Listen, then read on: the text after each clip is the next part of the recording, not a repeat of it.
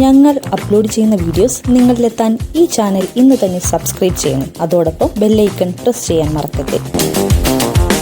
1987 ഫാസിലിന്റെ സംവിധാനത്തിൽ മമ്മൂട്ടിയും സുഹാസിനിയും ഒന്നിച്ചഭിനയിച്ച ചിത്രമായിരുന്നു മണിവത്തൂരിലെ 1000 ശിവരാത്രികൾ. ആ സിനിമയെക്കുറിച്ച് സംസാരിക്കുകയായിരുന്നു സുഹാസിനി.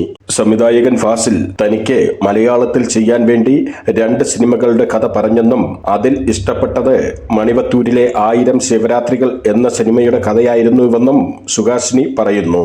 ആ സിനിമയിലെ ഒരു സീനിൽ താൻ അവതരിപ്പിച്ച കഥാപാത്രം മരിച്ചു കിടക്കുമ്പോൾ മമ്മൂട്ടി വന്നു കരയുന്ന രംഗത്ത് കണ്ണടച്ചു കിടക്കുകയായിരുന്നുവെങ്കിലും ഞാൻ മമ്മൂട്ടിയുടെ പെർഫോമൻസ് അനുഭവിച്ച് കരയുകയായിരുന്നു എന്ന് സുഹാസിനി പറയുന്നു. സുഹാസിനിയുടെ വാക്കുകൾ ഇങ്ങനെയാണ്: മലയാളത്തിൽ ഒരു സിനിമ ചെയ്യണമെന്ന് ആവശ്യപ്പെട്ട് ഫാസിൽ എന്നോട് 2 കഥകൾ പറഞ്ഞു. കാക്കോത്തിക്കാവിലെ അപ്പുപ്പൻ താടികൾ, മണിവത്തൂരിലെ 1000 ശിവരാത്രികൾ എന്നിവയായിരുന്നു അത്. ഉടൻ തന്നെ ഞാൻ മണിവത്തൂരിലെ 1000 ശിവരാത്രികൾ എന്ന സിനിമയിലെ കഥാപാത്രത്തോട് ഓക്കെ പറഞ്ഞു. അത് വളരെ മനോഹരമായൊരു പ്രണയ കഥയായിരുന്നു. പ്രണയ സിനിമകൾ അത്ര ഇഷ്ടമുള്ള ആളല്ല ഞാൻ. പക്ഷേ എന്തുകൊണ്ടോ എനിക്ക് ആ 2 കഥാപാത്രങ്ങളെയും ഇഷ്ടപ്പെട്ടു.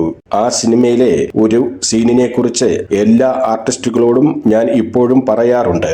റീന മരിച്ച ശേഷം എന്നെ കാണാനായി മമ്മൂട്ടിയെ വീൽ ചെയറിൽ കൊണ്ടുവരികയാണ്. അദ്ദേഹം എന്നെ കിടത്തിയിരുന്ന പെട്ടിയിൽ പിടിച്ച് കരയുകയാണ്. പെട്ടെന്ന് സംവിധായകൻ കട്ടുവിളിച്ചു. എന്താണെന്ന് വെച്ചാൽ ഞാൻ അപ്പോൾ കരയുകയായിരുന്നു. മമ്മൂട്ടിയുടെ ആ പെർഫോമൻസ് കണ്ട് കണ്ണടച്ചു കിടക്കുമ്പോഴും എനിക്ക് അത് അനുഭവിക്കാൻ സാധിക്കുന്നുണ്ടായിരുന്നു. ഞാൻ കരഞ്ഞുപോയി. ഡയറക്ടർ പറഞ്ഞു, ഇതാ ഈ ഡെഡ് ബോഡി കരയുന്നുവെന്ന്. മമ്മൂട്ടി വളരെ അസ്വസ്ഥനായി. ഞാൻ നന്നായി അഭിനയിച്ചത് ഈ ശവശരീരം നശിപ്പിച്ചുവെന്ന് അദ്ദേഹം പറഞ്ഞു. മമ്മൂട്ടിയുടെ ആ അഭിനയത്തെക്കുറിച്ച് ഞാൻ ഇപ്പോഴും പല ആർട്ടിസ്റ്റുകളോടും പറയാറുണ്ട്, സുഹാസിനി പറഞ്ഞു.